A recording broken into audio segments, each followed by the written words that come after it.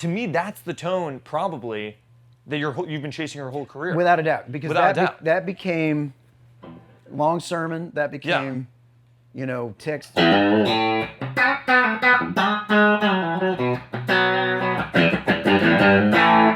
That's totally that sound. Yeah. But this one's insane. It's insane. There's something, and what's funny is the day I plugged it in, for the first time I went, don't touch it, to my tech. I said, don't touch it. Don't do anything. This one just isn't.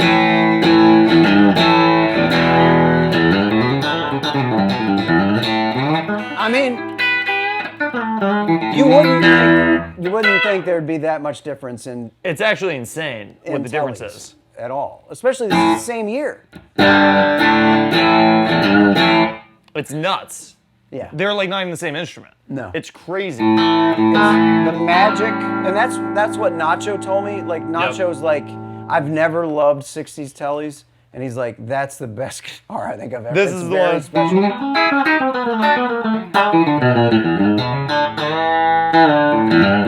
I watch it. What the hell? Look at him. What are you talking about? Fast forward to. Do you know, him accepting Do you know his major award? Do you know what's so hard about your records to learn? Probably. It is for so me, hard. It's hard for me to learn it. Is it hard to? Because every kid who spends endless time trying to learn your licks, it's hard to hear what's actually happening because you're listening to the steel, the piano, everything's in there. It's so hard to pick out exactly what you're doing. I feel like I never could get it. I'd sit there with my thing and feel the rewind. same way. It's like I'll play it. I said this to. There's this great new kid named Hayden Baker that just released I think it's an album or it's an EP, and I played on a song it's a song called "Don't Meet Your Heroes," and very true. Yeah, I know. I was thinking that. I was thinking in my head. You said, not me. Yeah. But that's why he named it that, and it's kind of a nervous breakdown style. Yeah. And he even goes into the lick at one point, and.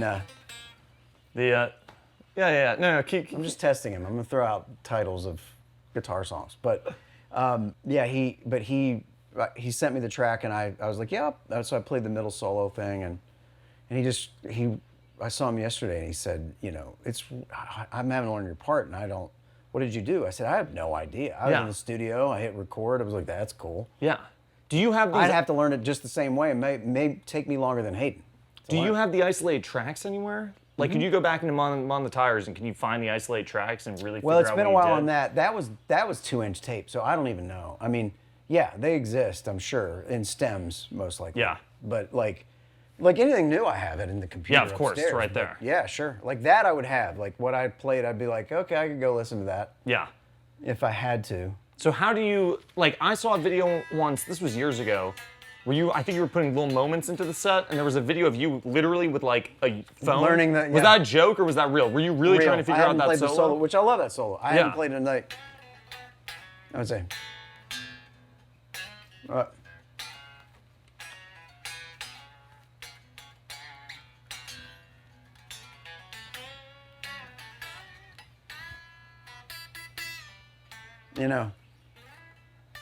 I can't remember now. But yeah, I had to learn what's funny, in the middle of a show, if we just call that song out, I could play it. I would nail it. It just comes to you. Yeah, but it's sitting here, it's like... You go, crap, I can't. Slow it down? No, I can't. You can't do it, No, yeah. That's like nervous, slowed down. It's weird, the lick doesn't make any sense slow down. It doesn't. It doesn't even sound good slow. Yeah, as opposed to... Then there it is. Yeah, it works. Yeah. So yeah, no, I have as much trouble as anybody else with that, and let's be honest, I'm losing a step. I want to ask you this story that's always blown my mind. When you were a kid, when you were 15 years old, you tracked down 2 Vox amplifiers. Yeah, well, with the help of John Jorgensen, I had opened for the Desert Rose Band, and that's why I wanted it. Because you saw him playing them. Yeah. And and also it was life-changing because it was like, all right, that's tone. And this was in the 80s. This was like late 80s. And everybody else, it was, the whole, like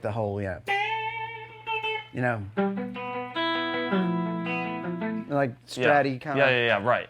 Chorus delay, like up to that point, I had a Mesa Boogie preamp and an ADA Yeah, of course. chorus, dual chorus stereo splitter with 2 Boogie cabinets. That was my rig. Yeah. Imagine that now. It's crazy. That's a cool rig now for certain things. Yeah, right. But like, so then it was like, I heard,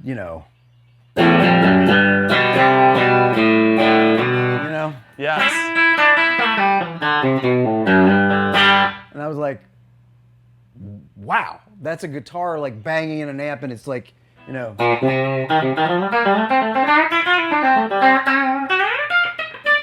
Right. that stuff. The attack is so much more Yeah, I was like through a Vox Yes. AC30, and I went.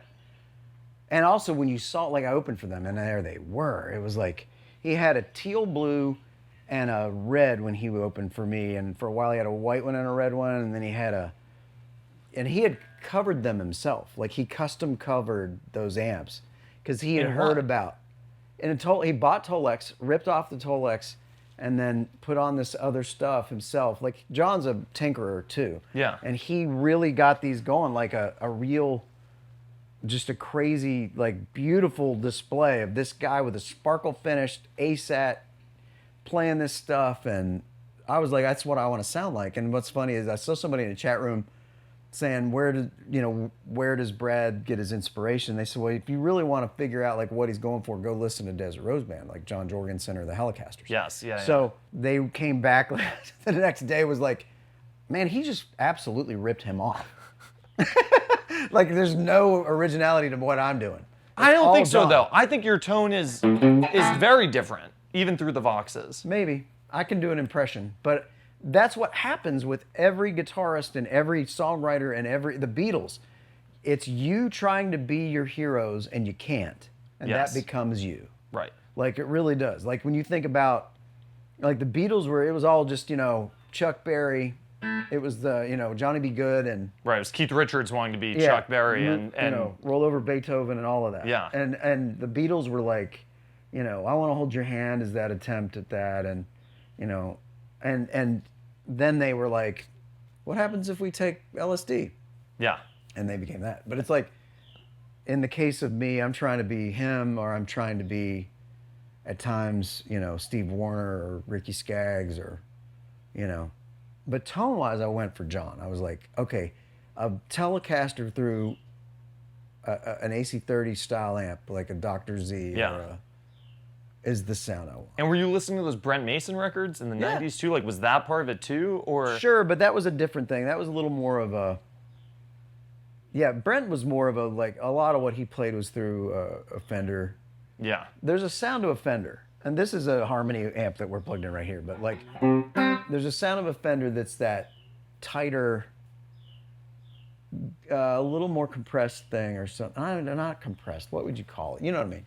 I mean, I can Scooped. hear. Yeah. It's scooped. To me, the Vox is a little tighter, I think, especially in the low end.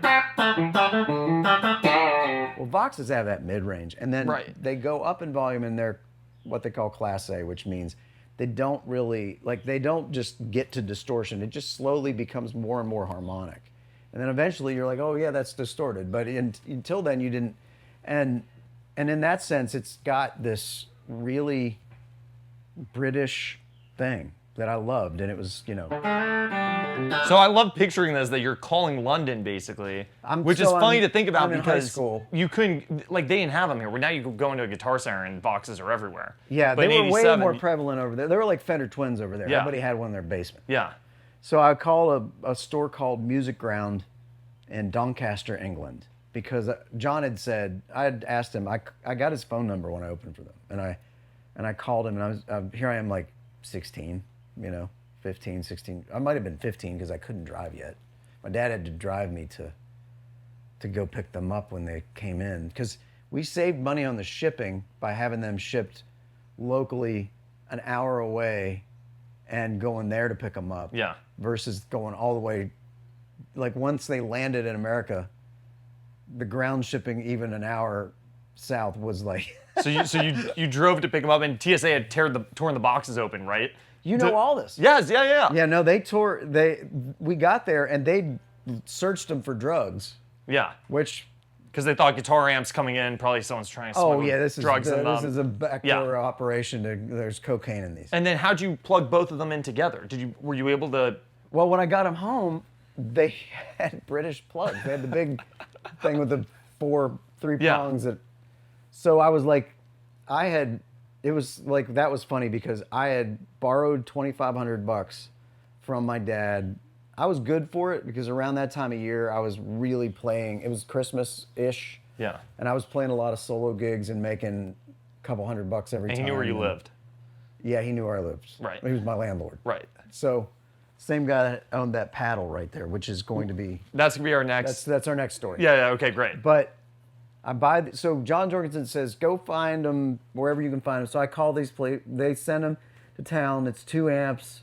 I've always wanted... I've never even played through an AC30 at this point, and I've just spent $2,500 to ship them from England to someone I could barely understand on the phone.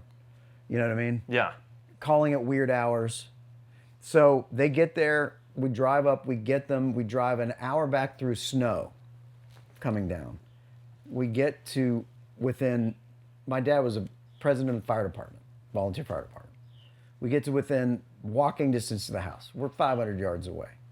But we're going down the main drag, and he says, we need to wash the truck.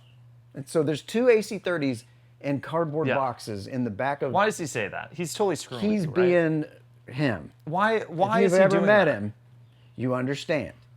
So he's just teaching me a lesson, which he still does. Yeah. We're going to get to the paddle next. Oh, yeah. So we pull in. So he's like, we have to wash the truck. And I'm like, what? And by now, it's like 8 o'clock at night, right? Yeah. So we pull into the stall in the fire department where firefighters could wash their cars. There was the wash stall. So he gets out, and he's like, help me. And I'm like helping him wash the car. And I could see the amps in the Chevy Blazer in the back. Yeah. So we wash it. We get all the salt off. He's like, we've got to detail the rims. I mean, it is like the whole thing. The biggest wash job. So now we get back in the car. We go home. And then we pull into the driveway. I'm like, let's get them. So we haul them out. And by now, it's like 9:30 at night. Like 9 o'clock. It's starting to get a little late to like play loud because we do have neighbors. So we're putting the amp in the house. I get them out. I set them up. There they are. I'm like, look at them. They're beautiful. It's that I've still got one of them is still in there. What happened to the other one? The other one was not. It didn't really work, and I ended up trading it for something. Eventually. Okay, so you have them both set up. Have them both set up. So, yeah. So there they are, and I go to plug them in the wall, and they're British plugs. Right. So now we got to run down. They've just closed Radio Shack. It's because we need an outlet to like solder it on. And then we call somebody else, and they get me another plug. So we wire that up, and it's about 10:30 at night. And the lady next door, Mrs. Sarah, is going to sleep. She's about 80. And I'm like, he's like, don't like. So I literally plug it in the wall, and I go,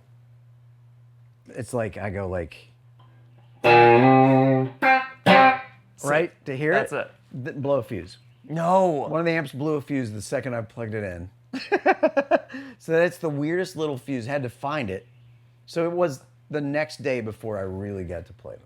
And then did you play them together? How'd you wire them so they were playing together? Or were you playing them separate? I split it through a stereo splitter. So you just got a stereo splitter. Yeah, you had one ready to go. I was ready to go. I wanted to hear both amps. And did it sound like you thought it would in your head? Yep. And is that, to me, that's the tone probably that you've been chasing your whole career. Without a doubt. Because that became Long Sermon. That became, text.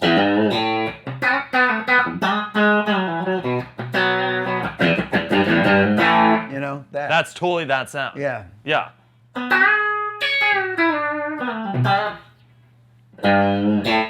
Okay, so that's Long Sermon. Mm-hmm. This guy knows. How come that's not on the set right now? That hasn't been the set. It was never a single. It was never a single. We always play it in Europe because they don't know the difference. They're like everything. Like they never had radio, so they're like, "Why didn't you play Harvey Bodine?" It's like. That's a fun song. There's just a trombone on there, or a tuba on that song. Yeah, there is. Yeah. You know what I mean? But over there, you get away with. I can do it. I've thrown it in. I mean, it's fun. People don't hate it. I think there should be a moment in your set where you throw in one totally deep cut. Yeah. Have you ever thought about that? Yeah. What would you throw in? Well, it depends on the night, like Yeah. what I'm in the mood for. We've thrown Me Neither in lately. Okay, that's a It's good been one. fun. Off the What's first. so funny is my oldest son the other day, Huck, said, "Man, I was listening to Me Neither. What a cool song, Dad." And I'm like, Yeah. "Who are you? Like, when did this happen? You thought but he like appreciated the humor of it Yeah. finally. But you know what he said? I don't like the ending. I said, "What do you mean? Don't you think it's time for me to end this song? Me Me neither. neither, you know." That's a great ending. Is there anything? What's that? Is there anything? We gotta talk about this guitar that you're holding too. Is there anything? Because your kid is about how old you were when you got these Vox amps. Is there anything that either one of your kids?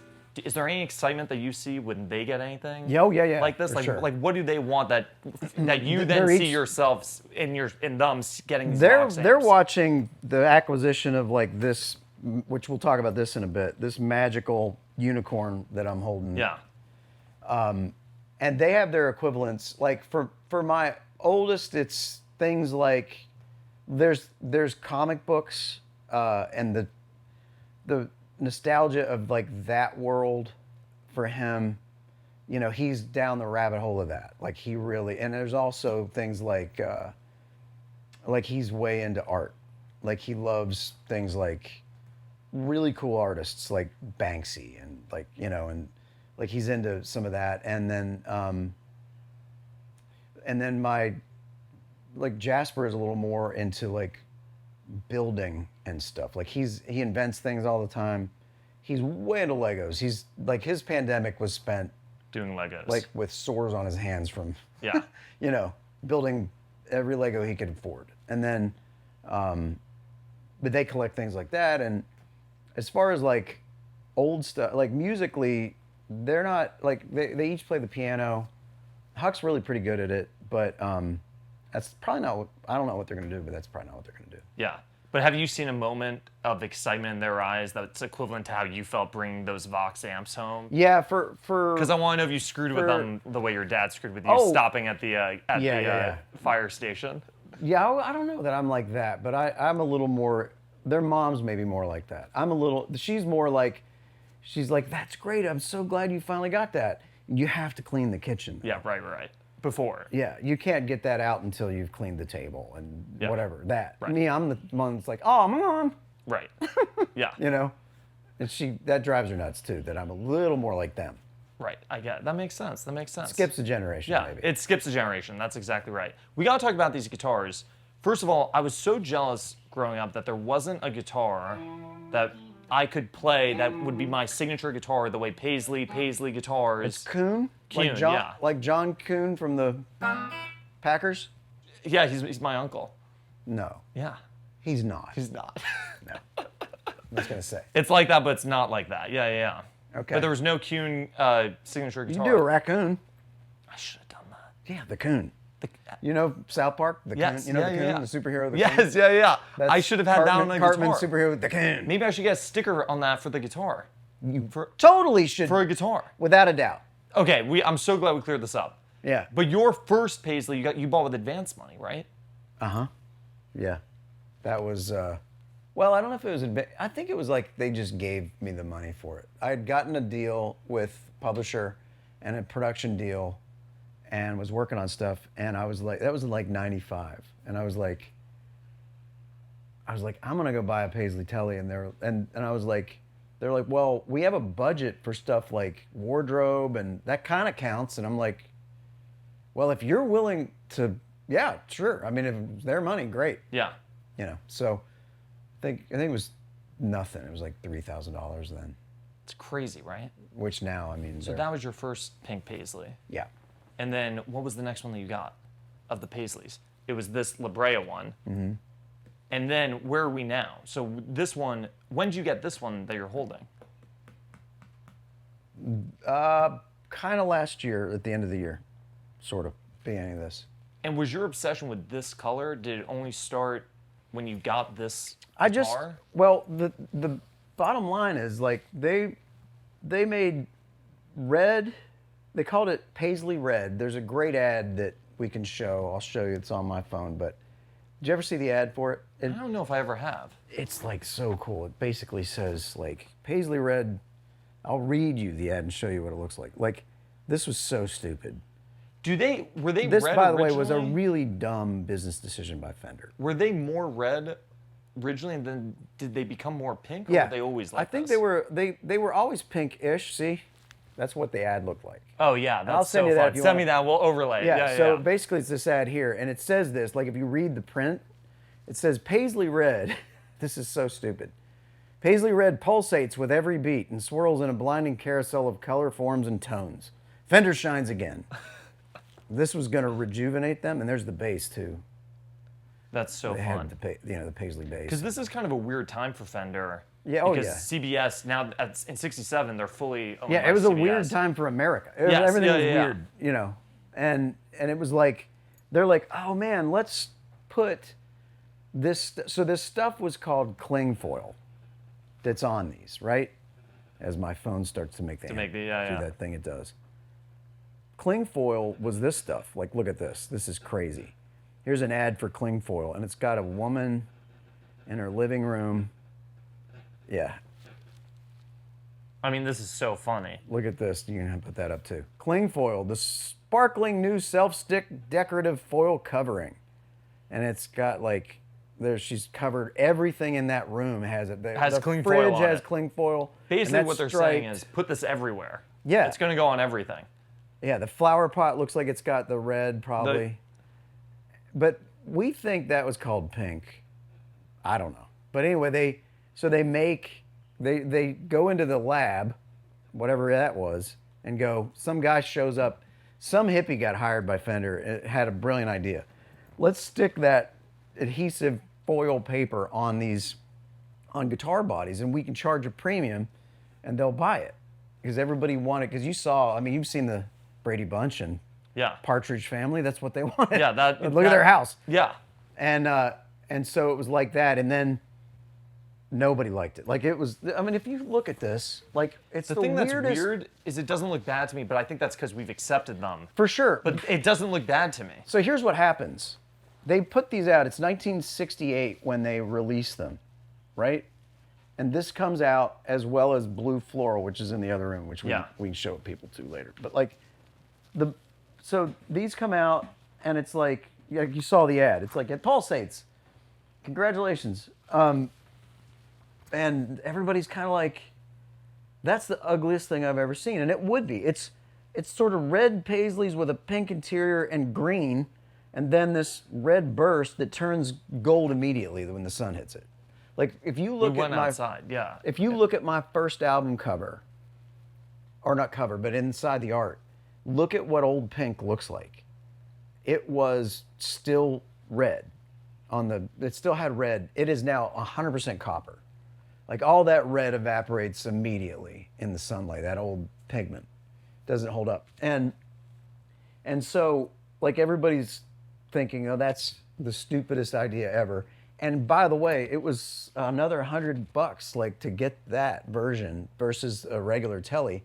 So they sat on the shelves. Everybody's like, I'll take the one that's 100 less that's actually pretty to me. you know? Yeah. So they send one to James Burton and go, maybe he'll do it. You know, he'll love this. So James sees it, and James has told this story, and it's great. And he's like looking at it in the case, and he's like, am I really going to play this? And so he puts it off for a few days. And then one night at the Hilton in Las Vegas, I think, he's got on his white jumpsuit. Everybody does. And Elvis is ready to go. And he goes, watch this. And he puts it on. Da-da-da, da-da-da, right? Elvis looks and just stares at him the whole night. And then James goes over when it's over, and he's like, oh, man, I'm dead. Because the thing is popping from the stage unlike any instrument. And look at it, you know. And so he says, boss, I'm sorry. I won't ever do it again. And he goes, oh, no. You'll never play anything else. That's Other than amazing. that. And because Elvis loved it. If Yeah. Elvis had said, you're right, that's ugly, don't do that, We'd never hear about them, probably. they'd all have been destroyed. And instead, here's James Burton gets known for that guitar. And I told James, you're the reason I didn't have to change my name. Or Are I you got a record deal. serious? Yeah. You know what I mean? No, But it's yeah, like- right. But I told Fender, I thanked him when I first talked to him and started doing stuff with him. I was like, you made me a SIG model 4 years before I was born. Yeah, right.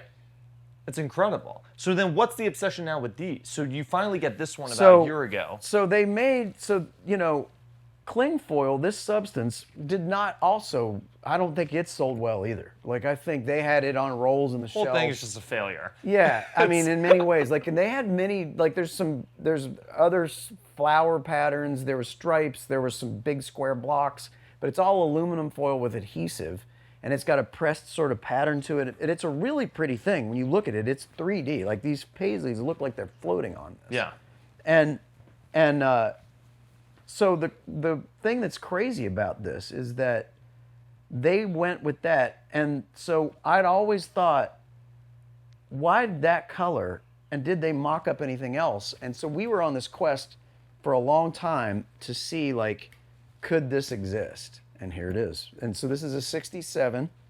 This is, we call it the Lost Paisley. It is, it's crazy to me that this isn't the one that they decided to go. Like, when they see these, why is this a unicorn? That ought to be the unicorn. Yes, right. It ought to be reversed, because to Yeah. me this is so much. It might have even worked in this color. This one is such a great color. Yeah. Yeah. And so that's, and what's crazy is, like, this, I don't know how many they would have done of other colors. How many do you think of these exist? I don't know.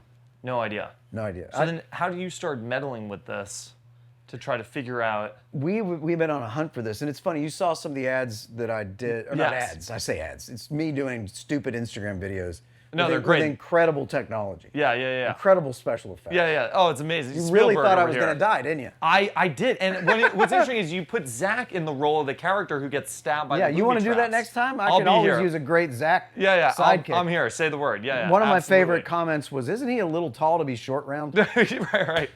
But, like, I said, because I wanted people to know about this as I played it in Europe and started to get questions like, what is that? And so I was like, we should do a funny reveal of this thing that is really, to me, and you've played it, it's special. This guitar is insane. And the difference between the pink one and this one, which are And that's a great guitar. killer guitar. But how does a great guitar get bested by such a degree? I don't know. And I've recorded with this lately on some things, and it's like, what? And in the studio, it's the same thing. It's like, just, I don't know, it speaks. It just comes to life. Yeah. But this is the fun part. My wife is so over this. She is so like, I'm so done with this. And I've got some other friends that we've been, like, talking about, like, what do you do with this, and how do we let people sort of, like, share in this thing? And we're working on that. But it's like, as she walks by and we're on the phone, she's like, if I talked about anything this much, you would probably leave me. Maybe. Yeah. Is there anything else you say about these guitars? Man, I just think coming to a city near you, right? Coming to a city near you. Yeah, maybe. and also, like, we are trying to, like, figure out, like, how do other people get to experience this. But, It's incredible. But yeah, I think it's just fun to, like, what's neat about this is, like, as somebody with a namesake of that, when I wasn't around when they did all that, to have sort of discovered this potential thing that could be, like, I think there's a legacy thing to this a little bit, expanding on what was a really bad idea and taking it further, It's so funny though, because I feel like it's a good idea. I'm the type to take a bad idea as far as you can take To it. take it as far as you can take it. To run it in the ground. How was Stagecoach a couple I weekends ago? loved it. Really? Yeah, it was like, it was so much fun to see. I've gotten to know Post really well. And he had asked me, like, last year, I went and hung out with him for the first time, got to know him. There's a lot there. Like, our friendship began, it's an old friendship immediately. Like, I was his first concert. He went and saw me when he was 6 years old in Darien Lakes, New York, is what he told me. with his dad, and so there's like, you know, he's. I keep reminding myself, it's like, oh, he's young, because he seems so much more mature than that. But when we first started hanging out and we started working on some musical things that you'll see eventually, that we're doing, you know, he right away was like, you know, I think I'm going to play Stagecoach. Will you play? And I said, yeah, I'm there. So that was one of the first conversations we ever had, was like, he's like, seriously? And I said, yeah, no, I'm there. I'll do it. That sounds fun. And what was really neat was seeing, and I said this I posted this, that he belongs here. And I think he does. What do you mean by that? I think you're right, but what does that mean? For me, it's that I've never seen anybody that knows, like he knows as much as you or I about the history of this stuff. Like when you're sitting here and I start long sermon, he knows that too. Like he'll say, you know, he'll bring up an obscure thing. And when it comes to like, you know, like when Toby Keith passed away, he knows everything about Toby. Like when you know, like he is so capable, like he doesn't need the words at karaoke for anything that was on the country charts from 90s on. I mean, he knows it. He's a student of it. And in that sense, like, he's a student of a lot of things, and he mastered the pop, hip-hop world. And it's like, that to then say, okay, what happens when I put my toe in this water? It's going to be interesting. Did you guys rehearse for that, or did you just show up and wing it? I was there 2 hours before, and 2 hours before, and knew what we were going to play, and he gave you the set list, and yeah. His band sounded good, actually, didn't they? Yeah, there were a bunch of session players, great players. Yeah. Yeah, that's crazy. You know, and he put together the set list, and I even said, like, what do you want to do? And he'd originally said, I think maybe I'll do Ticks. I'm like, do Ticks. And then he was like, nah, I got to do I'm Gonna Miss Her, because that's the one that he's getting known for doing. Yeah. You know, he's done it a few times and put out a little version of it now. And I was like, well, do that. It's fine. And he's like, well, I was thinking about maybe a Vince song. And I was like, well, I'll play that. And then he's like, Chattahoochee. I was like, I'll play that. I know him. I even told him, I said, don't bring me out and then expect me to, like, go home. I'm going to stay there and play some songs. Do you ever If I'm setting the rig up, we're going to do it. And you guys jammed for it was great. A couple songs. Yeah, it was great to see the reaction. I think he was emotional over the love he felt. And everybody loved it. Like, it was so cool that he did these covers. And he's doing this the right way. He's immersed himself in our town. It's a great set. It was amazing. It's fun, and it's so much fun to vicariously watch this guy who comes at it like he's a new artist again. Yeah. Do you ever find yourself in a situation in a crowd where you could play someone the fishing song for the first time? Is there any room where no one's ever heard it and you get to experience that reaction from them? For every now and then. Yeah, no. What is that? Is that like a super corporate setting? I was that? playing a thing at the White House for all the governors and some of Congress. And here's like a cross section, and you know, it was so funny because the red state governors knew what was coming. Right. The blue state governors did not. Right. You know what I mean? Right. It was hilarious. It was like, oh, you're not a fan. When you're laughing at that, it's like, thanks for laughing, but... That was the giveaway that you're not a fan, because if you were a fan, you would know that song. Yeah, they're like, you know, when you see the elbow going, how about that? And do any of those people come up to you before and they say, Brad, just want to say I'm a huge fan, I love all your music, and then you see them laughing, you go, caught you, you're not a fan? Well, that's like the woman the other day that's like, I think you're amazing and I love your duet with Morgan Wallen. No, someone said that to you? Yeah, I was like, thanks. Thanks, yeah. Appreciate that. Have you been a fan a long time? Long time. Long time. And then plays the fishing song, starts laughing. That's right. That's the giveaway. Do you find, something I've always been fascinated about you is you seem to appeal to both sides of the aisle, where you'll go, you've talked about flying, you know, with Obama, and then you'll hang out with the Bushes.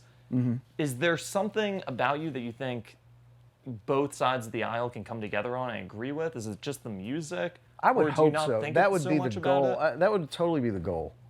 I hope so. I mean, I just would have no appeal of no desire to be just like, I only want a certain group that are just like me.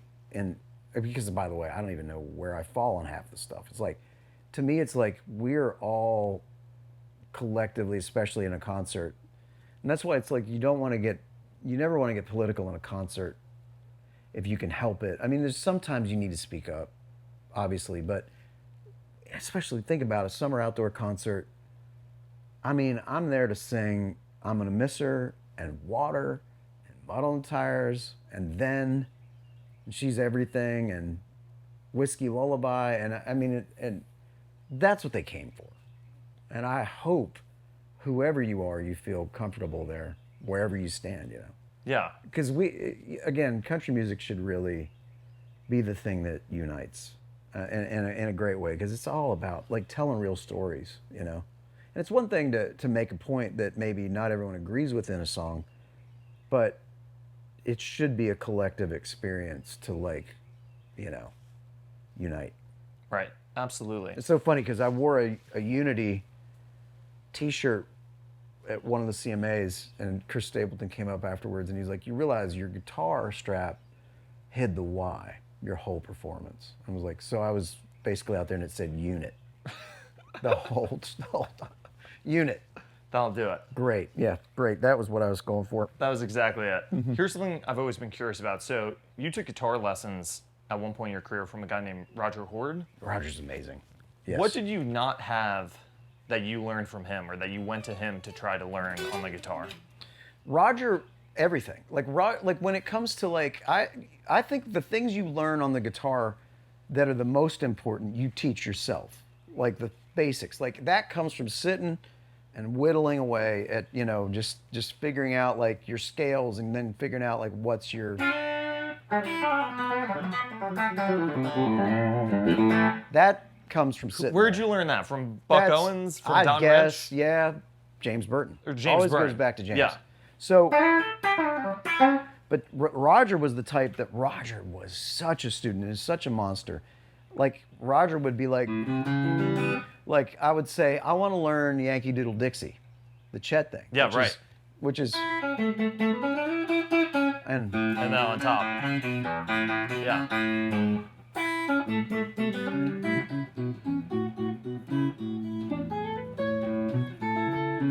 Anyway, I haven't played in a while. But Roger's the type that's like, sure, I'll tab that out for you. And you could, like, he He everything. knew it. He knew everything. Lenny Bro stuff. Like, he knew all of the stuff that's the, like, all of the Chet things that I was working on,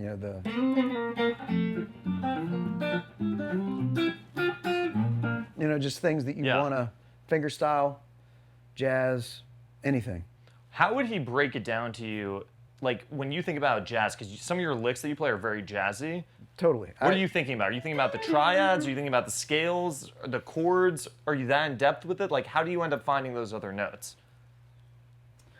It becomes second nature. Like when you take a guy like Red Volkart. Yeah. Who played your wedding? Played my wedding. Yeah. I love Red. But, you know, Red will do like, you know, he'll do like a whole tone scale.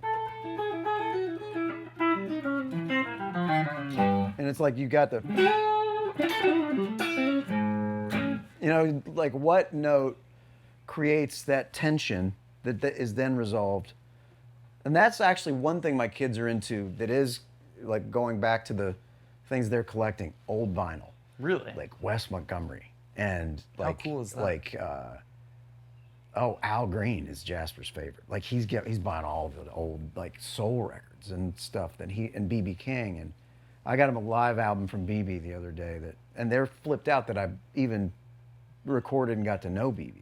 And it's a shame they didn't get to meet him, but like, you know, but it's that thing about jazz, you learn these scales and then you figure out like how does that do something? Like the next thing you know, you're playing your typical thing, but if you throw in a note that shouldn't be there, how's it resolved? You know? Right.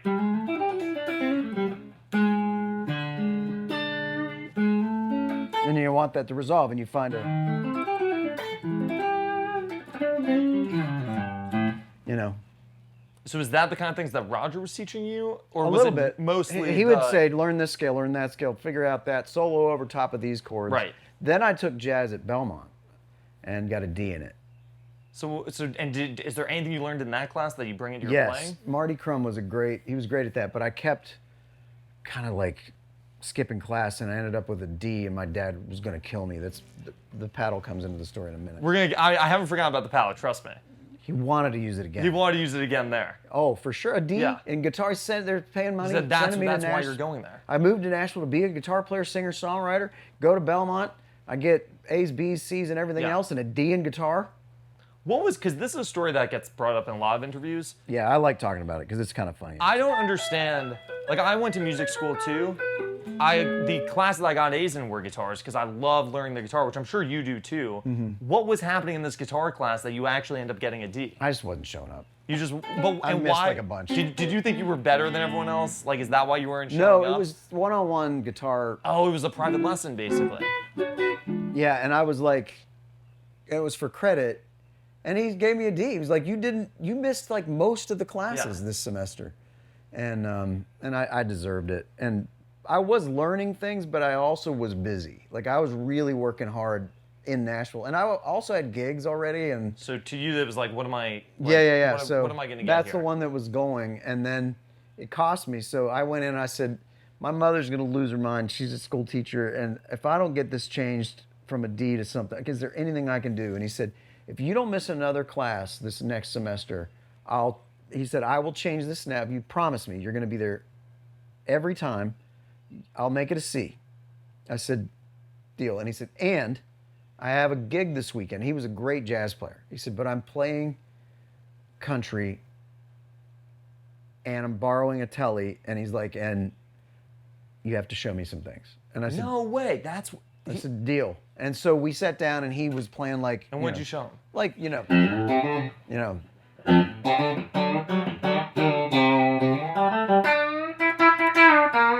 You know what I mean?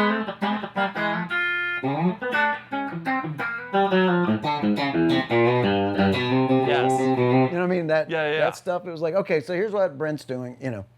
So that was, and then he got you. He passed the class basically, or he got you a C I changed it to a C, which saved a little bit of the average. from that. It kept my average in the twos.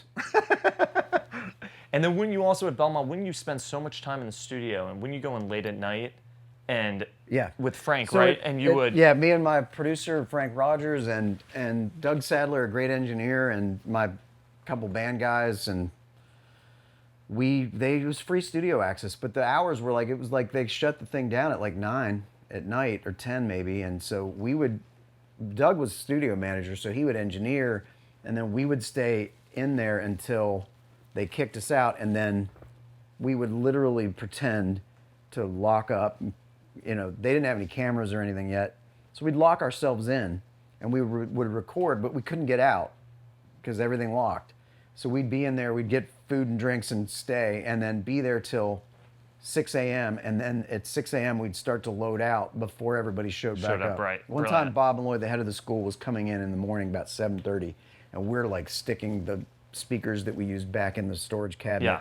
And we're walking, like holding these big like woofer speakers into the cabinet, and around the corner comes Bob, and it's me and I think James Gregory, the bass player that I was with, and then he comes around the corner, and we're going in and loading in, like to put everything away from, and we came and started to back out again as if, and he's like, setting up early, good job, boys. Right. Early bird gets Brilliant. the worm. So basically, Yeah. he came in, you said, shit, we're packing up. You said, let's Yeah. just set up. If he had looked close, we looked like we'd been up all night. But exactly right. And do you think that time in there in the studio, was that where do you feel like you got the sound for that first record? Who Needs Absolutely, Pictures? because I remember I had some of these songs, like, and I remember like, because we had this thing where we cut everything too slow for a while. And What do you mean, like tempo wise? Oh, yes. Like, yeah. Like We Danced was originally like.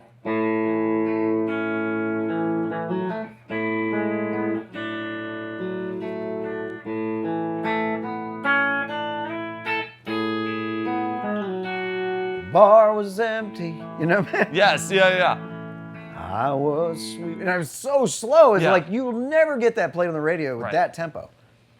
But what we found is we were working on like, how do you nail something that's sort of like, and that perfect quarter note. everyone being even, which is so hard. Yeah. And we were like, the drums are like, and long before you could quantize everything in a computer. Right, you need to be perfect. Yeah. So that was it. And isn't it weird? I've always heard that the label they didn't want you to play guitars on the record. I don't know. Now I forget all that, but they were good. What it was is I wanted Frank to produce. He was a student with me. I wanted to use my band. They definitely didn't want that. And I was like, but that's what I want to be. I want to be like these guys, Merle and Buck, especially Buck. Buck did what he wanted. Right.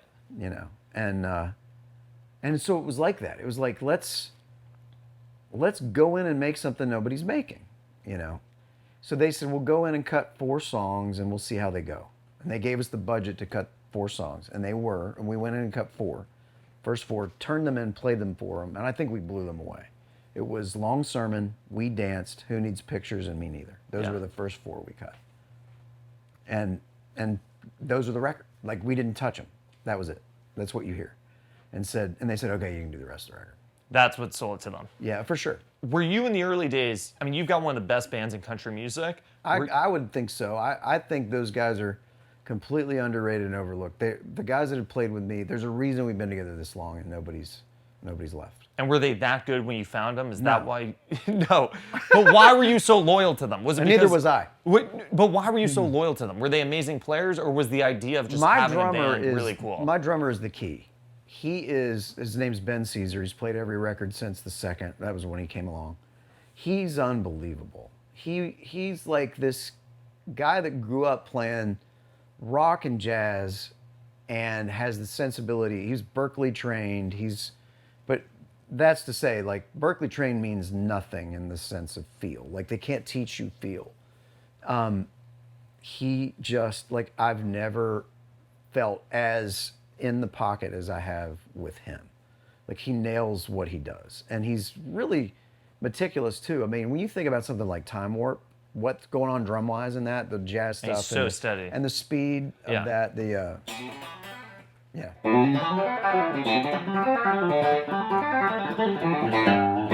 You know? Yeah. And then he goes into the jazz stuff, and he can do all that. It's rare. Yeah. You know, he's the one that, he's had stomach flu before and played the show, thankfully, and was just thrown up between songs. Who do you get to replace? What happens if he? I have no idea. He's irreplaceable. He's the, like, don't have a heart attack. He's like your Don Rich, kind of. I would say that's true.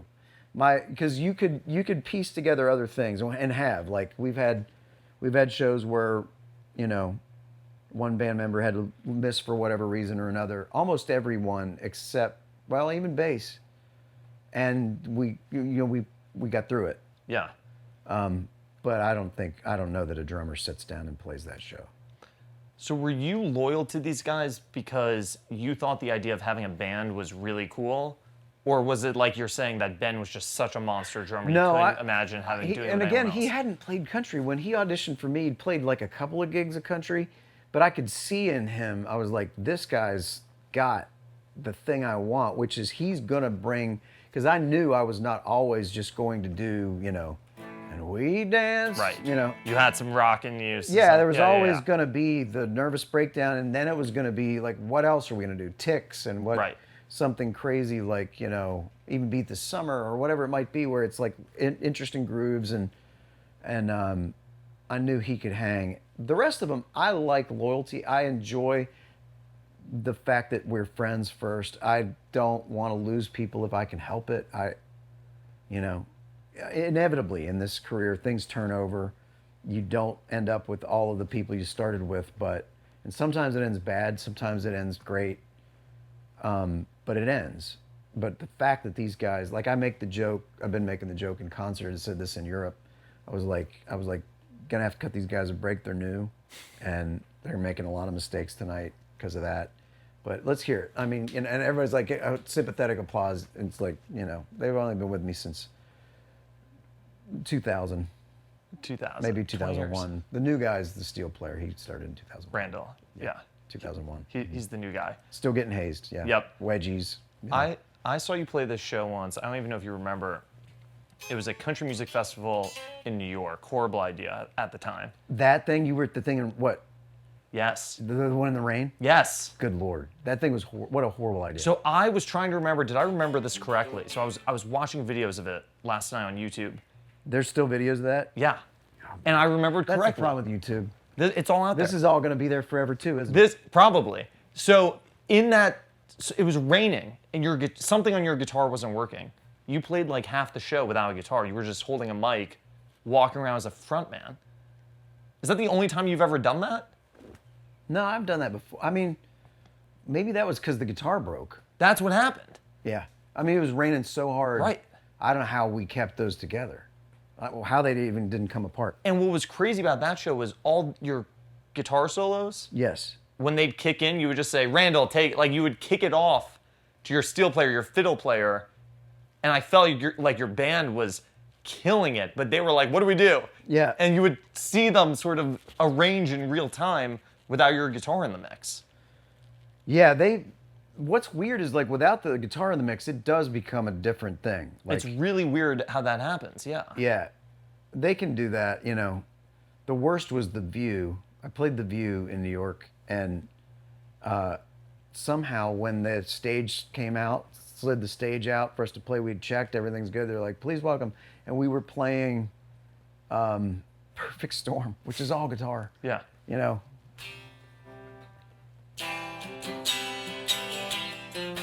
You know, and the solo and all of that, right? Stage comes out, and it's live. Go. She was a drink. No. She be single barrel, and I'm like, it's not. And I'm trying to get my guitar tech's attention. Whoopi Goldberg sees it, so Whoopi comes up. So I take the guitar off and just hold it like this, saying it's not working. It's not working, yeah. Whoopi comes up, takes the guitar from me while I'm singing the song. And like, you know, that girl right there's the perfect, it should be. Right. And I'm like, and Randall goes, and he plays the steel solo instead. Yeah. And it's a nightmare. I'm on live television. There's no sound coming out. We're having to rearrange it. And then at the end, what's so funny is they're backstage freaking out. It's that Spinal Tap scene where they're stuck in the cocoons. Right. And everything's going on. And then at the end, it's like, that girl right there's the perfect. And it kicked on. It's right there. It's back at that point. It's right there. Does that stuff stress you out, or you Yes. go, or it does? Oh, I was crazy. Who do I you was like, fire for that? Who do you yell at? I didn't yell at anybody. I was not happy. My tech's backstage going, we found out later, like, I guess it was one of the, like, basically when they rolled it out, the main plug that went to just where the guitar amps were plugged in got unplugged. It was way in the corner, and it, like, pulled it out. It was like some scene from, like, you know, Home Alone. Yeah, right. You know. I can't even imagine that happens to you, though. I feel like that one I remember, because that was like, that's the nightmare, is live TV. Live TV. Wireless doesn't work. Cord breaks. Amp shuts down. Yeah. Whatever. There's no track they The can most just put in? stressful ones I've done have been like singing the national anthem at like the World Series for the Dodgers. Like standing there, I always use a cable and a really reliable, like I'll take a Dr. Z that's reliable, that's never broken down, knock on wood, ready to go. I guess you could just sing the national anthem if it doesn't. That's you true. want it to work. It looks weird. Here's something I've always been curious about, because guitar players know this. It's such a struggle to make your guitar sound good in your ears. Always. Do you struggle with that? Yeah. And does that piss you off that you have the best guitars, the best gear, it sounds incredible? We've got it to where it sounds good now. I mean, we've had to hack it over the years, but it's like the trick is where they sit behind me, so I still feel it. Because I play loud on stage, and no one can believe that I get away with this, because a lot of lead singers make you stick the amps. Right. If you're a guitar player, your amps are like, you know, in the next zip code. Right. Mic'd up with glass around them, so no one can hear it. Right. But the PA. And in my case, I'm like, well, I'm the boss. Mine's gonna be the loudest. Right. Like I'm no one's gonna tell me to turn him down, basically. That was fun with Post the other day, because I don't think he's used to that either. So here's my amp sitting there, and he's like, oh my God. Yeah. Like I'm just, like he came off stage going, where do I buy those? You know, and you know, and in that sense, like, with that, we've got a good ear mix going. I've got couple of mics on it that are good, and I know, it's funny. It's like you can go through all the mics you want, but the best sounding thing is an SM57 in the right spot on a Vox Blue, and then I've got a Royer ribbon mic too. Right on it. On that, and then on another, and then I got a secondary amp, and so there's a combination of like a Vox AC30 or a Z-Rack plus DB4, which is a great amp that Dr. Z made, and those together out there live, sitting in the right place with those mics through the system, it's great. It's good. Yeah. And then what else do you have in your mix? Do you have the whole band, or do you just do like bass and drums, or what else do you like? I mean, basically my mix guy, my monitor guy will bring up fiddle or steel on a solo or something I need to hear, but then otherwise it's kind of just, It just works and it's great. Yeah. Yeah, incredible. What have we left out here? We got to talk about the paddle. What's the story with this paddle over here? So this is my bar. You're in my bar. By the way, yeah, we should say we're in Brad's bar. This place is incredible. Yeah, there's a whole other wing to it. Yeah. But you can see we're stocked. We got major award. Everywhere. We're right here. Yeah, it's a major award. That's amazing. For G-Link. So this right here is my father's paddle, Delta Sigma Pi, pledges. See that? Yeah. This hung in the basement of our house. It says Doug, right there. Hung in the basement of our house, and he always said that if I ever lie or steal, it's that. It's the paddle. He said, I just won't put up with that. And so I basically, he was cleaning out a big mason jar. And so here's a baseball bat, see it? Yeah. He's cleaning out a big mason jar and sets it on the table, and he sees I'm out with a baseball and a bat and I'm playing. And he's like, hey, don't hit anything into that. Like, don't hit the ball like that. I just cleaned it. It's really like a pickle jar, like huge, like really nice glass. I don't know what he was going to do with it, plant flowers in it or something. And I'm like, okay. And it was me and my cousin Christy, she was 3, I was 5. And I took this bat and it was too much for me. I looked at that jar and I said, what happens if a baseball bat hits that? Yeah, that's what you thought. And I'm like, I gotta know. So I took the bat and I just I sent that jar into Kentucky. You know what I mean? So he comes running up the steps of the house. Here's the smash. I throw the bat and I'm just standing there. And he's like, what happened? And I'm like, it fell off the table. It fell, of course. He's like, it fell, and he's picking up glass in Mrs. Sarah's yard, like, 50 yards away. And he goes, are you lying to me? And I said, no, it fell. You're experimenting at 5 with what you can get away with. Yeah, right, of course. You learn a valuable lesson. This was a key moment in your life. How much can I lie and get away with? Some psychologist is writing down, is like, we need to talk. We need to talk. Especially, we need to talk about your dad's parenting. So he broke the did he believe you or he didn't believe you? No, he looked at Christy and said, Christy, is he lying? And she went and took off running. And I'm like, Christy, you snitch! So, up to your room. He comes upstairs holding that paddle, and he says, I've told you. That was blatantly lying to me. Bent over. 3 whacks. I'm crying. Didn't even hit me that hard, but we can try it if you want to see what it's like. Let's reenact it. That'd be great. No, we can reenact probably not. Yeah. That's just weird. Yeah. But now the paddle's hanging in the bar. Yeah, so there it is. It's a reminder of what happens when you lie. Don't lie. It's a great takeaway. That's the one time I was paddled. Really? It didn't take more than that. You never lied again? No. Unbelievable. That was a lie. Just now. Just now. That was the lie, right. I just think it's crazy. Even this story that your label at one point screwed up, I think was it a Grammy nomination? This is how you got the fishing song on the radio. I'm gonna Mister was on the radio. This is how you got it on the radio. It is an interesting, that's a weird one. I guess everything happens for a reason. But it's not a great, it shouldn't have had to happen that way. So we did the song Two Country. It was Buck Owens, George Jones, and Bill Anderson. Off of Part 2, your second album. Bill wrote it.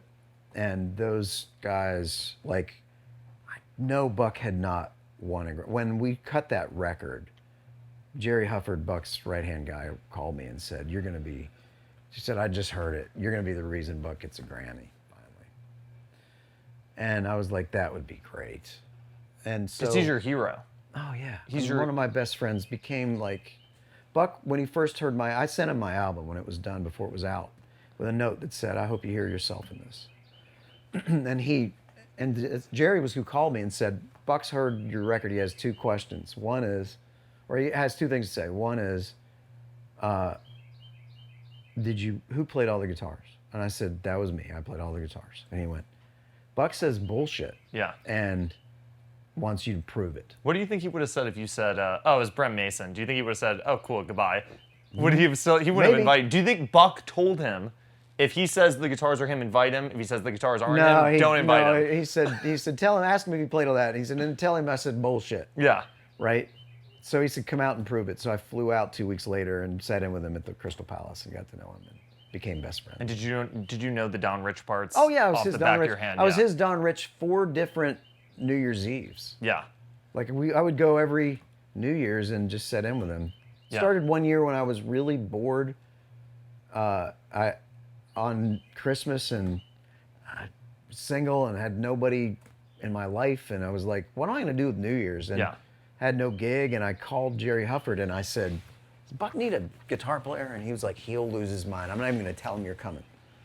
So yeah, so we went out and sat in, and there it was, and then we were just pals, and I loved him. But what was the story with how you got the fishing song on the radio? Because somebody forgot to submit.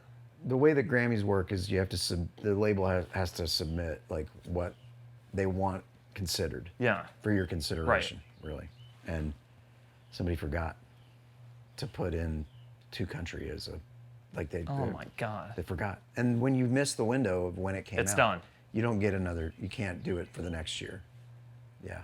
And I was frustrated too because I had been begging them to release the fishing song. So I went in and I sat down with Joe Galante and I said, and he was expecting me to tear him a new one. I came, he's like, there's no excuse. I'm so sorry. We have nothing to say except we're sorry.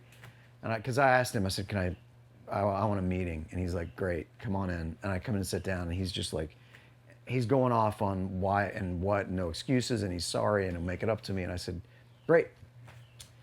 You want to make it up to me? Single, I'm going to miss her. And he's like, what? And I said, that's what I want. Okay. That did it. And do you really think it wouldn't have happened that way if that didn't happen? Well, he went down the hallway to Bobby Craig, the head of promotion. Bobby was great. And Bobby had been adamantly opposed. He's like, women are going to hate this. You're saying you're going to fish instead of stick with her? They're not going to like that. I'm like, they do. I've played it since I was in college. They do. They love it. They understand. And so he was like, all right. So he goes down to Bobby, tells Bobby. Bobby's like, well, I don't know what I'm supposed to do with that. And he's like, get it as high as you can get it.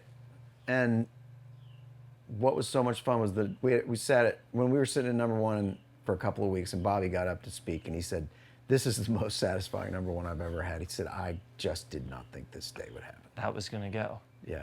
And you think it wouldn't have never gone that way? I don't think they would have released it. I think they would have, there would have just been too much discussion. I've never been so sure about anything. Then that song working. Yeah, because it always did. Like you said, that moment when somebody's never heard it, and you just, it's I killer. love her, but I love to fish. Right. You've got them then. It's like, well, I'm gonna move. Right. Do you think something I think is so interesting is you've said this a lot, that you wait for your second record to put that song out. You thought that was a second song record. That was written at Belmont. Yeah, that's all. Today, how many artists even make it to their second record? I don't know. And by the way, is it really about records too? Like, it's more about what song does what. And I miss that. I miss the fact that it was all about the album thing, which really only happens with major artists now. You know, like the Taylors and Beyoncés of the world. That's about, like, the album comes out, everybody ingests it. You can even, when you're that big, you can even just drop an album and be like, no setup, like, surprise. In our case, it's like, you know, you want to cultivate that and get some excitement, and it's, you know. But I miss that. I miss the fact that it was a physical specimen that you put in your car. And every Alan Jackson record. You had?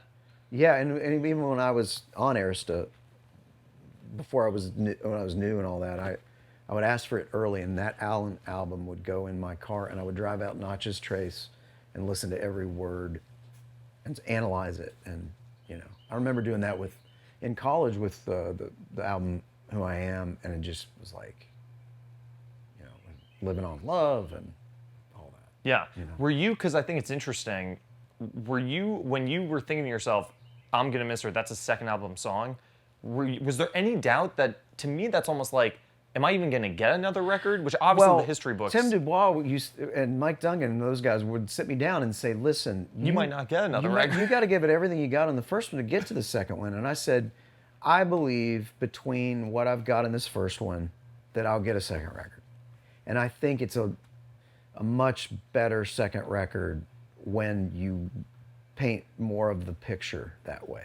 Like, and I told him, I said, between He Didn't Have to Be and Me Neither and We Danced and whatever, I feel like I'll get a second record and people will only know part of me. And then you hit them with that.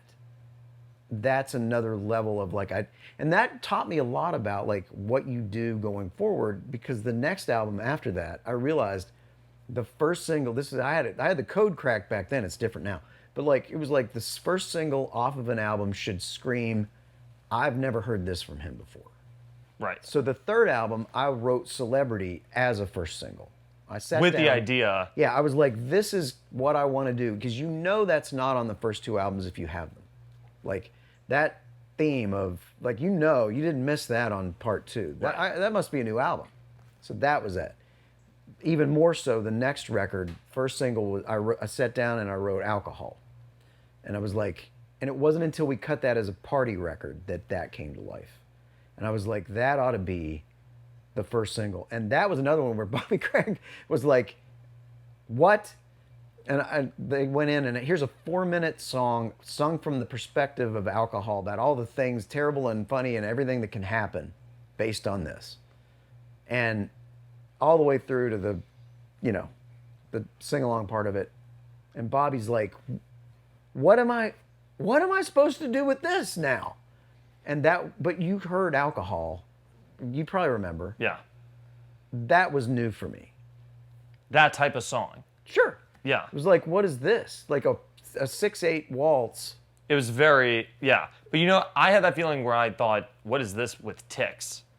That was the first album next. Yes. First song next album. To me, I remember that single. saying, I've never heard anything. So you notice like the trend. It's like from Celebrity to Alcohol to right. Ticks. First single was always, and then the first single of American Saturday Night was Then.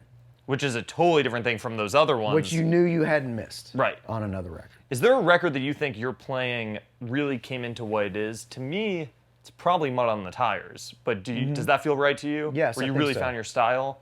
I think so, although I knew what it was in Who Needs Pictures and everything. Definitely. But as far as like, oh, now we can do some crazy stuff.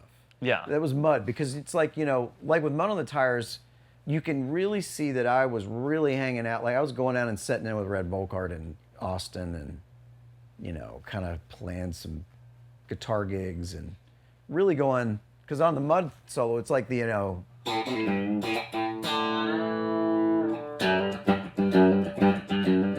Yes. You know? That's very Volkart. You know? Yeah, and with Red, like, he's on the next record after that. Or is he on that album? No, he's on, don't you... He's on two different Spaghetti things. Western, or am I Spaghetti missing Western Spaghetti Swing, Western? and he's also in Cluster Plug. Yes. Yeah, he was a major influence, because Red's the type, like I said, like, whereas everybody else in a... plays a solo like... That's everybody else. Right, of course. Red is like... You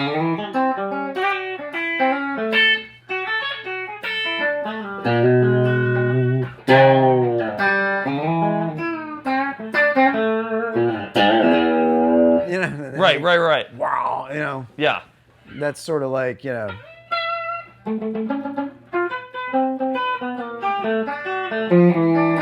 You know. That's what I loved. To me, when I was coming up, the thing I loved about Mud on the Tires was I'd gone to this point on guitar where I could listen to something, and even if I couldn't play it, I could kind of know what it was, or I could go, oh, he's picking, it's a hammer-on.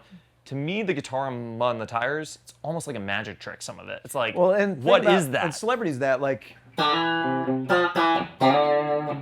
the solos like this one. Yeah. Like, you know.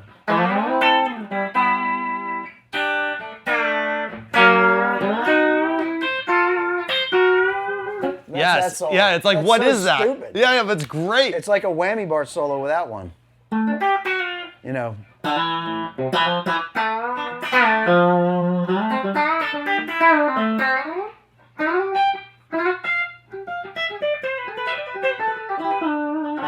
Do you ever think about, I know we're running out of time here, do you ever think about how many songs are in your catalog that for other artists would probably be career songs, and for you, because you have these other hits, like there are amazing album cuts that you have that That's nice of you. You probably... No, I mean, there's a lot that I wish had gotten a chance to sort of...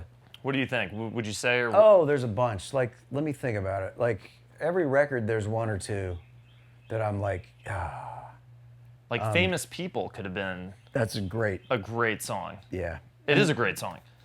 Yeah, and you know what's interesting about that is that's that that's a really that would have been one. Let me think about it. Like every record there's that one that got away. I've thought about that too, like someday. Like No, I think. Well, I feel like No could have been. Oh yeah, that's me and Bill Anderson and John Randall wrote that. Yeah. You know, sometimes the answer is no. Yeah.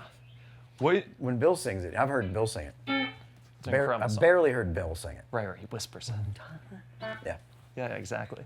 What did you say? I know we're wrapping up here. I heard you say something interesting on the Smart List podcast, which was... Really? I said something interesting anywhere. There was one thing interesting in the whole conversation. It was this.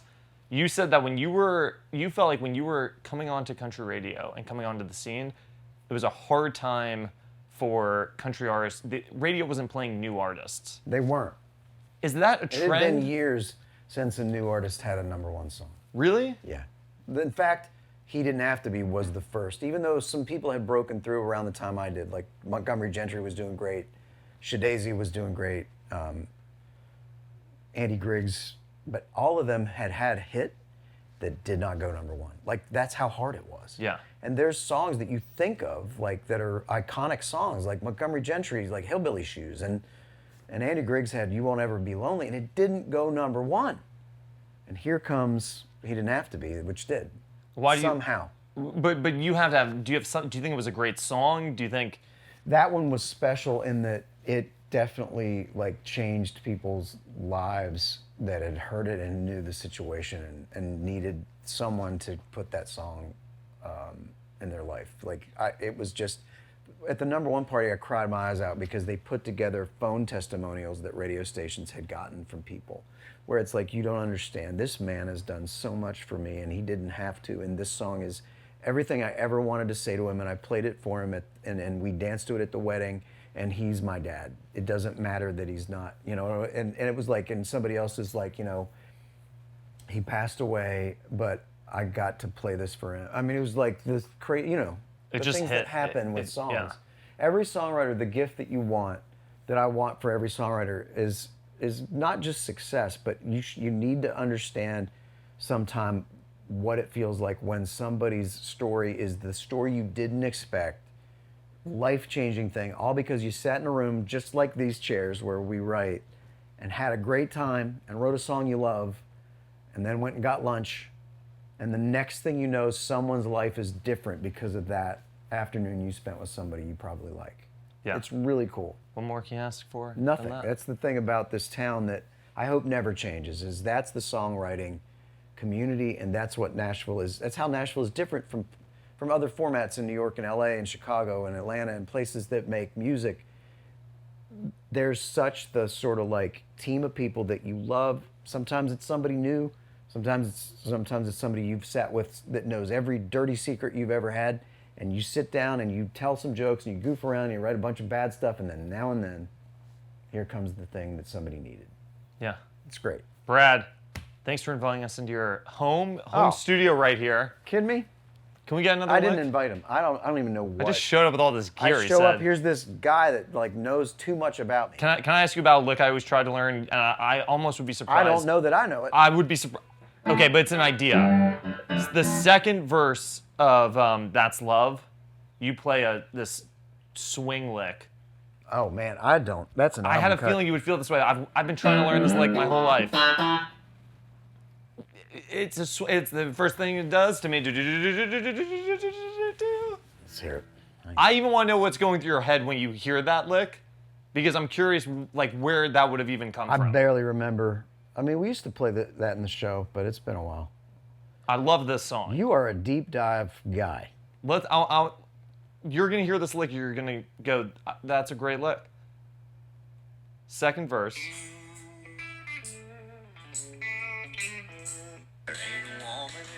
Here, right. Yeah. That? No. Is that the first verse? That's the first verse, right? It has to be. That's minute 1. Let me see it. Right here. Nope.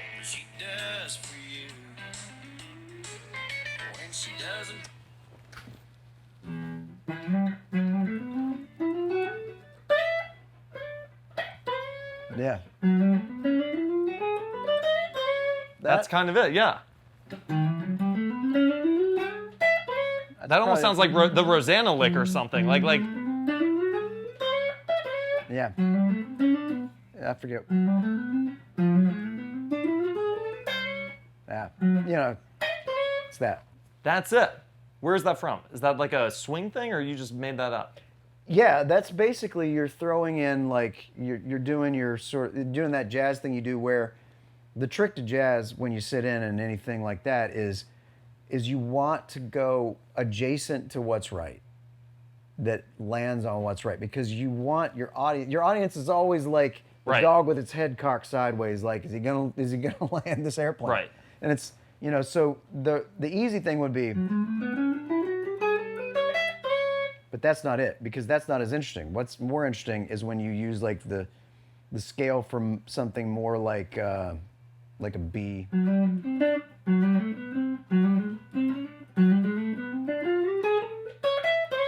So you're using like, so that's key of E. So I'm really kind of using a D, somewhere between D and B scales. So Right. you're kind of combining. So D would be, B would be, and so you gotta,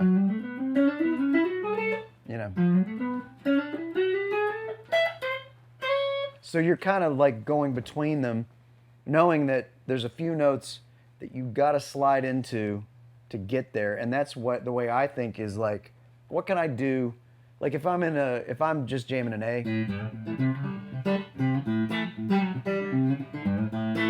Well, what's interesting is like, what if I pretend, this is just modes, but what if I pretend I'm in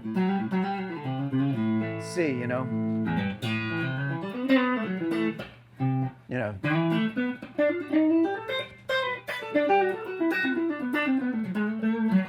or Right. or G.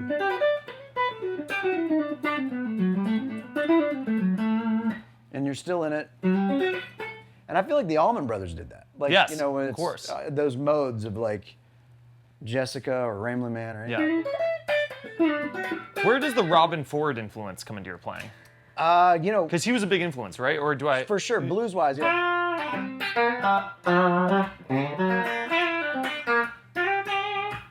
just the way he would milk a note,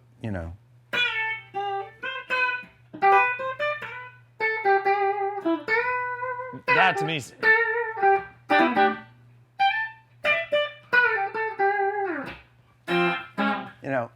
Talk to your daughter. Yes.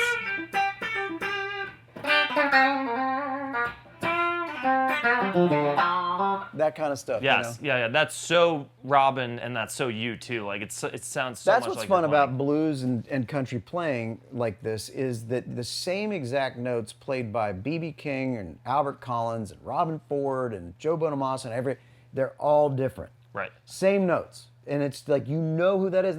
You could hand them off. We did a thing here a few weeks ago where had a friend over, and Billy Gibbons and Steve Warner and myself and Zach and a few guys were sitting around, and we were putting guitars down on tape in the studio upstairs. And I had this guitar that Nacho Banos had given me. Yeah.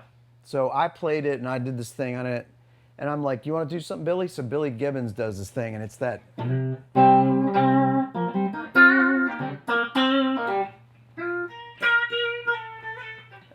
the way he played the note, and then Steve Warner's doing it, it's like.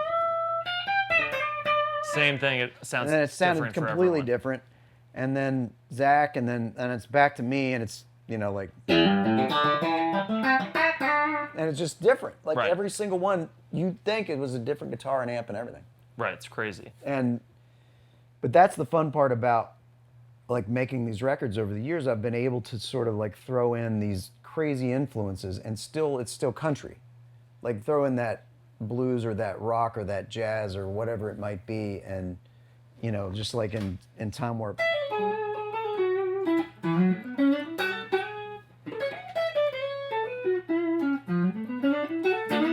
Right. That's all of that.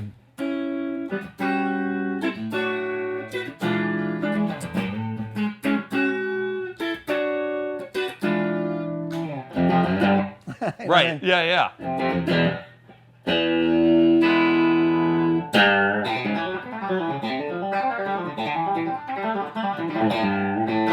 When you played that on Letterman, because you did that on Letterman, there's a great video of you doing that at the Ed Sullivan Theater, right? Mm-hmm. And then what did you sound with Paul Schaefer? Paul sat in, yeah. Sound with your band, right? Sorry. Yeah. And you guys did. What'd you do? Eat all the fish, or Catch all the fish. Catch all the fish. Eat all the fish. With eat all the fish. Catch Amazing. all the beer. That's a great video too.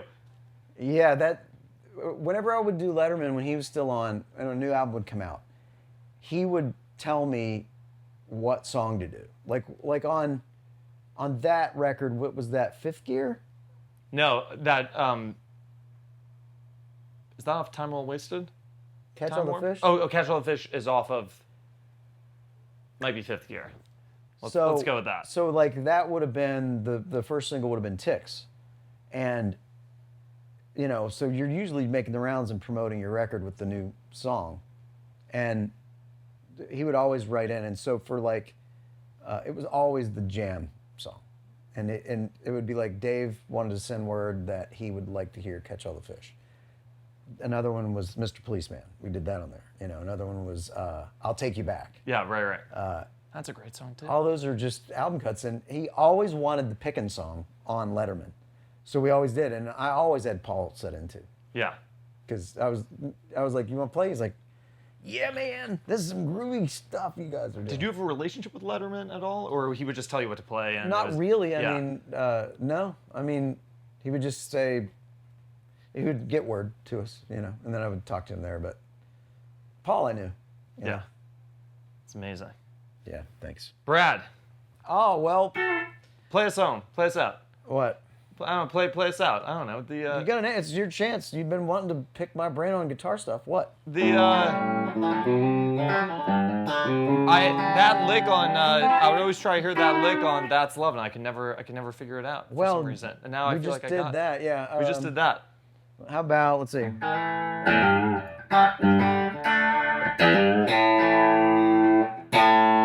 Oh, there's also this nugget in Ticks. Give me a great lick. Give me a lick that I'm gonna go home and watch and learn.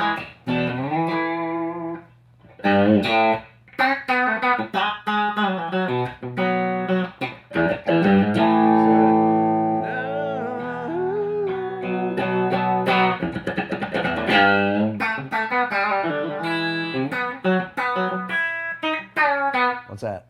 What do you mean, what is that? Buckaroo. Oh, it's right in there. It is.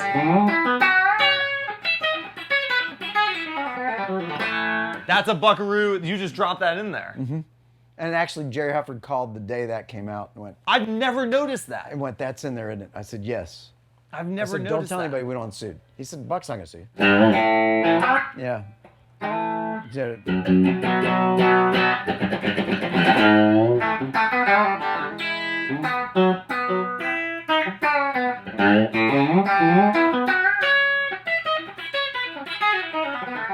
Where do you come up with that part on the descending part, where you're coming down? What makes that weird? Is it the rhythm that you're playing it?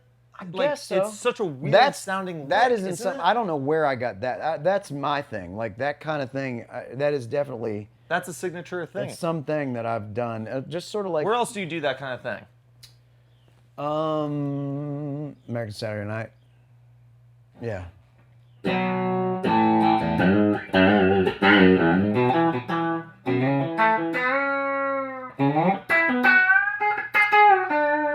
Oh wait, that's not it. Wait, what is it? I gotta think of it. Margaritas in the night, just another name.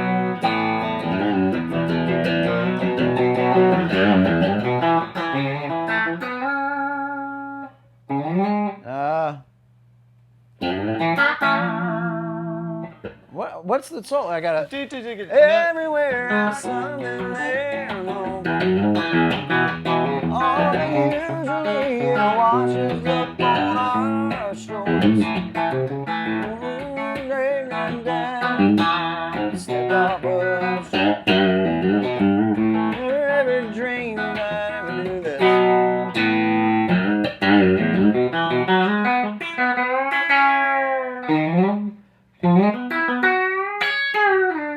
Yeah. Yeah, this is the one. Yeah, that's it.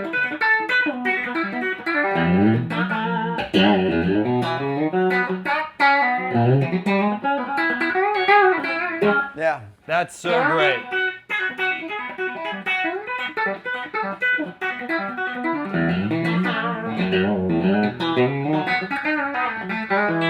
Where'd you get that bend when you bend that chord? Is that a Volcar thing, or where'd you get that from? Definitely kind of like Red, yeah. Red, yeah. Red will bend the neck though. Like Red these two-piece maple necks are a little harder to bend than an old like one of those. But you go, Red will go and grab his guitar and just like, you know, things like that. Yeah. Very steel guitar. It's yeah.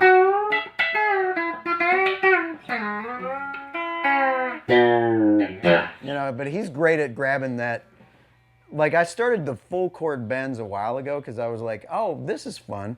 That was on like Celebrity when it was that, you know.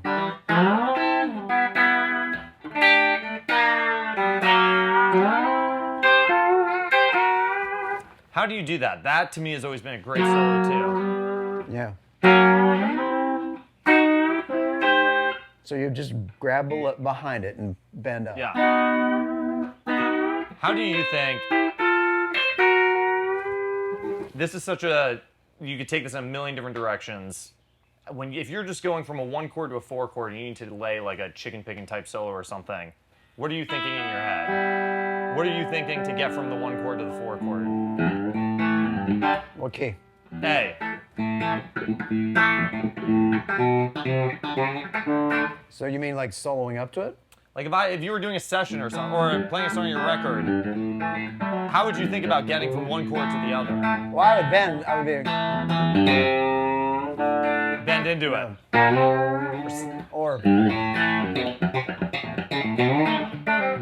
Or you could, you know.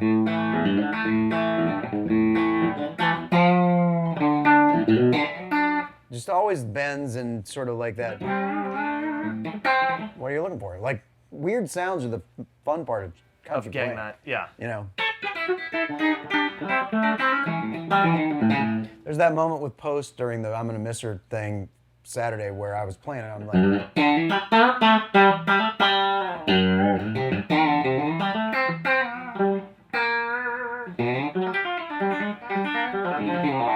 And he was like, "What?" Yes, I saw it. So He was freaking out. And I kind of threw it on way too thick. Was that something you were chasing? Like when you were growing up, you were playing like you were playing all these gigs. Did you notice that when you would play a lick like that, the crowd would go crazy? And is that why your guitar playing evolved that way at all? No, the crowd would leave. They didn't. My wife's like, "Not so many notes." No, but don't you think that's what I think it's the fun part of country to me. Yes, is that yeah.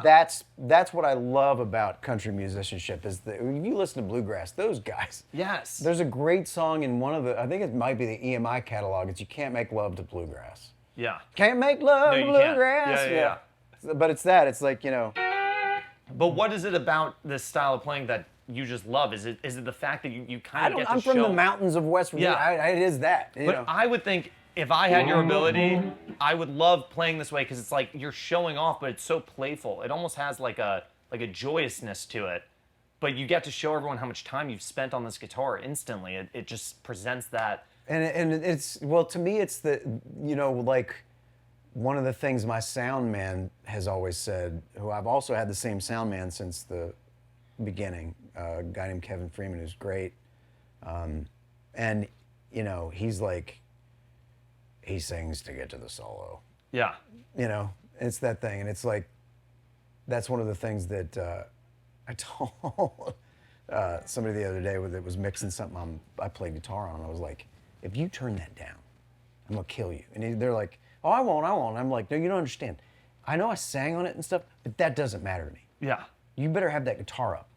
It's the guitar. Or the paddle's going to come in. That's exactly. I'll carry that thing around. Yeah. No, but it's like, to me, that's the fun part of like how, like part of what makes a record mine is that. Like you gotta have a little of that going on. Something have to. Something that has that thing.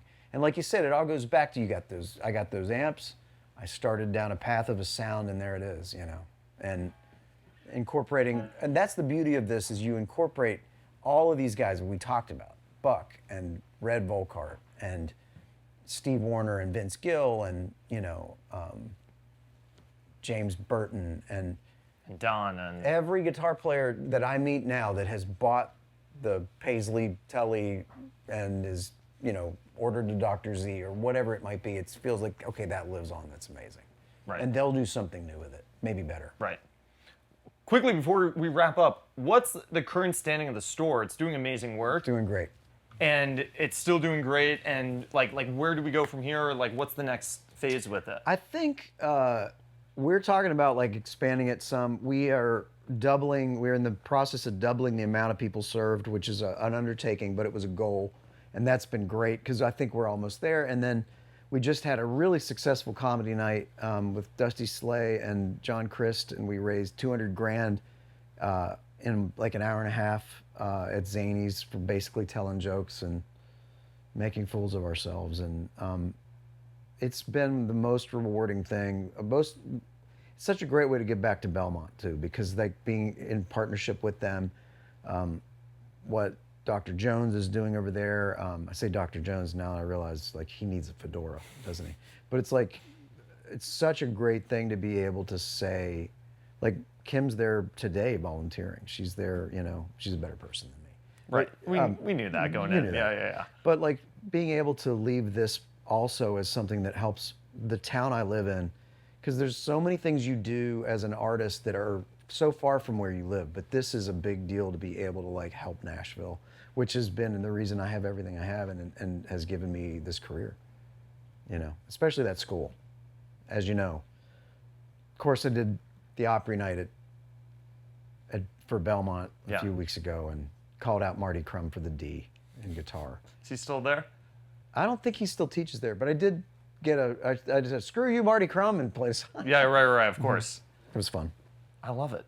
Brad, Thank you. what a pleasure. Thank you. You too. You're a great guy. I can't believe it's taken me this long to get to hang out with you. Absolutely. We'll have to do it again. We will. Absolutely. I'm sure we'll have a new guitar to talk about next time. I can't wait. Yeah. John, Hey. we got a buddy here. Hi, John. So, I'm here with your former student who is every bit the great guitar player you hoped he would become. I don't know what he was like when you were teaching him, but he was probably terrible back then. I was awful. I was Really? horrible. Yeah. He's great now. Yeah. I think he's great. I've gotten I better. think you did a great job, John. This is the guy right here. I asked him to teach me every one of your licks, and he would try to learn them and then show them to me. Can you do that?